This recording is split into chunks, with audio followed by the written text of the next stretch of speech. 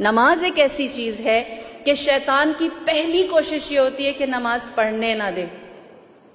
پڑھنے نہ دے سے مراد اول وقت تو ڈراپ ہو جائے، اور اگر اول وقت نکل جاتا ہے تو اس کے بعد جتنا ہو سکے نماز کو تاخیر میں ڈیلے کرتا جائے یہاں تک کہ نماز چھوٹ جائے. اور پھر اس کے بعد اگر کوئی نمازی بے ہر طور نماز پڑھنے کے لیے شیطان کو شکست دے کر کھڑا ہو جاتا ہے تو آپ کے سارے بھولے ہوئے کام وہ آپ کو یاد دلانے آتا ہے، جو کچھ بھول گئے ہیں. اور ایک چیز جو حدیث کے اندر ہے، جب انسان اپنی سوچ کے اندر اپنے افکار میں نماز میں متوجہ ہوتا ہے اور شیطان اس کی کنسنٹریشن کو کہیں بریک نہیں کر سکتا، تو جانتے ہیں پھر شیطان آخری حربہ مومن کے لیے کیا استعمال کرتا ہے. جو ہو سکتا ہے آپ میں سے بہت سو نے فیس بھی کیا ہو یا اس کو نظر انداز کر گئے ہو، اگنور کر دیا ہو کہ یہ کوئی معمولی سی چیز ہے. شیطان آتا ہے اور اس نمازی کو کس کرتا ہے، چومتا ہے اس کو.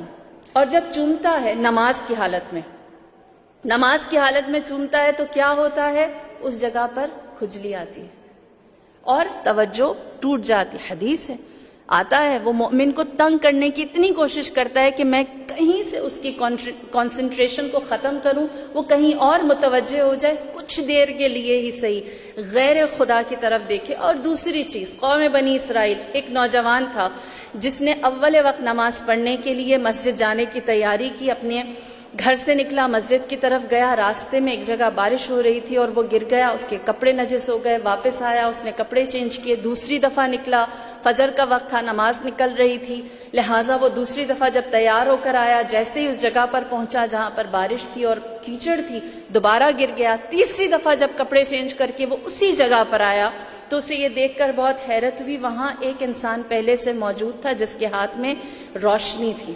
اس نے کہا اندھیرے کی وجہ سے بار بار گر جاتے ہو، آؤ میں تمہیں مسجد تک پہنچا دیتا ہوں. لہٰذا شیطان نے اس نمازی کو مسجد تک پہنچایا.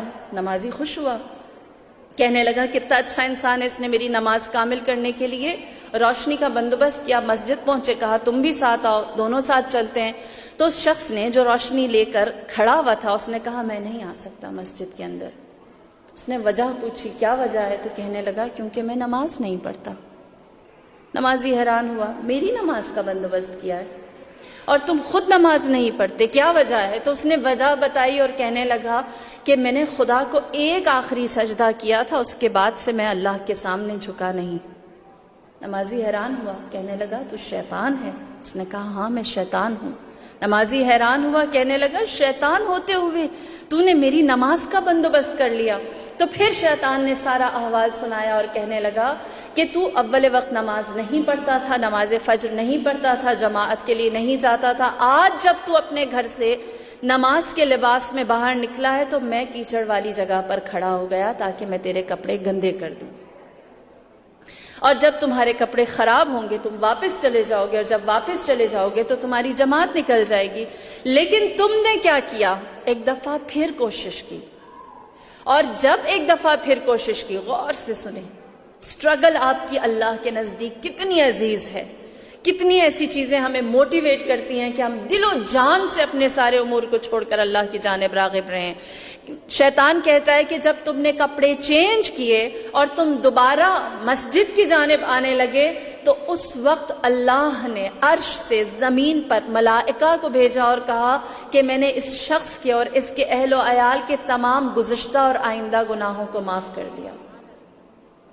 کہتا ہے کہ جب میں نے یہ دیکھا کہ تمہارا مسجد میں نہ جانا اتنا مشکل، شیطان کے لیے مشکل تھا، لہٰذا میں نے دوبارہ گرایا کہ کم سے کم اس کو تو کچھ حاصل نہ ہو. لہٰذا میں نے تمہیں دوبارہ گرایا، تم پلٹ کر آئے اور ایک دفعہ پھر تم نے وہی کوشش کی. اور جب تم نے دوبارہ وہی کوشش کی تو اللہ کی طرف سے فرشتے نے یہ ندا دی اور کہا کہ ہم نے اس شخص کے اہل و عیال، اس کے خاندان سب کو معاف کیا، اور جو اس کے گزشتگان مرحومین تھے اور آئندہ آنے والی نسلیں تھیں ان سب کے لیے ہم نے مغفرت کو رکھا.